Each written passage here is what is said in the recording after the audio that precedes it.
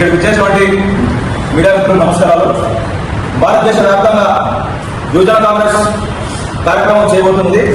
ఈ కార్యక్రమం ముఖ్య ఉద్దేశం ఆర్గనైజ్డ్ అండ్ అన్ఆర్గనైజ్డ్ వ్యక్తులకి భరోసా కల్పించే విధంగా యూత్ కాంగ్రెస్ దేశవ్యాప్తంగా పనిచేయబోతున్నది.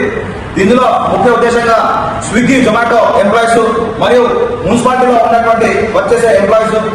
మా ముఖ్య ఉద్దేశం ఏంటంటే మున్సిపాలిటీ ఎంప్లాయీస్ ఎవరైతే ఉన్నారో వాళ్ళకి పర్మనెంట్ గా జాబ్ లో తీసుకోవాలి.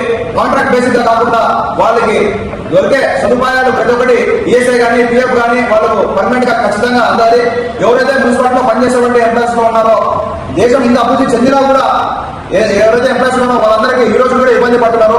ఒక డ్రైనేజ్ మెన్స్ కానీ లేదా ఇంకో విషయంలో కానీ ఎవరైతే అండర్గ్రౌండ్ లో వర్క్ చేస్తున్నారో వాళ్ళకి మినిమం బేసిక్ ఫెసిలిటీ సేఫ్టీస్ అందించడం లేదు. దీంట్లో విషయంగా కేంద్ర రాష్ట్ర ప్రభుత్వాలు ఫెయిల్యూర్ అనేది ఒక నిదర్శనము. ఎందుకు ఎంప్లాయీస్ పట్ల మినిమం కట్టసి అంటూ లేదు కేంద్ర రాష్ట్ర ప్రభుత్వాలకి? వాళ్ళ గురించి ఎందుకు ఆలోచించడం లేదు? Don't treat like they are normal scavengers. Think before whatever doing. మీరు ఆలోచించండి. ఖచ్చితంగా వాళ్ళకు మినిమం సేఫ్టీ డైలీ వేజెస్ కానీ ఇంకోటి కానీ ఎవరైతే ర్యాపిడో ఇవంతా చేస్తున్నారో వాళ్ళకు మినిమం ఇన్సూరెన్స్ కానీ ఈఎస్ఐ కానీ పిఎఫ్ కానీ ఈ విధంగా కల్పించడం లేదు.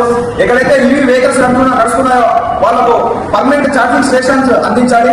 మరియు కమిషన్స్ కూడా స్విగ్గీ, జొమాటో, ర్యాపిడో, ఓలా, యూబర్ ఇలాంటి మల్టీనేషనల్ కంపెనీస్ దేశంలో నడుస్తున్నాయి. కేంద్ర రాష్ట్ర ప్రభుత్వాలు వాటి గురించి పట్టించుకోవడం లేదు. వాళ్ళు దోచుకుంటున్నారు, భయంకరంగా దోచుకుంటున్నారు. మినిమం ఇంత పెట్టాలా అనే ఆలోచన లేదు. గవర్నమెంట్ కూడా ఒక యాప్ తీసుకొచ్చింది కేంద్రంలో ఉన్నటువంటి యాప్. ఆ యాప్ కూడా ఎటువంటి యూజర్ లేదు. దానికి వేల కోట్లు, లక్షల కోట్లు డబ్బులు తగిలేశారు కానీ ఇంతవరకు దాని గురించి ప్రాఫిట్స్ లాస్ అంటూ ఏం లేదు. మరి ఇంకోటి ఏంటంటే fake challans. Vehicle minimum 50 to 60 lower speed లో వెళ్తుంటే కూడా భయంకరమైన చలనాలు వేసి 5,000, 10,000 వేసుకుంటా దేశాన్ని దోచుకునే విధంగా ఉన్నారు.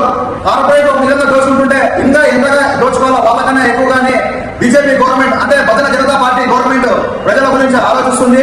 మీరు ఇంత ఫెయిల్ ఉన్నటువంటి ప్రభుత్వం వెంటనే త్వరలోనే దింపబోతున్నామని చెప్పి మేము ఈ విధంగా తెలియజేసుకుంటున్నాము.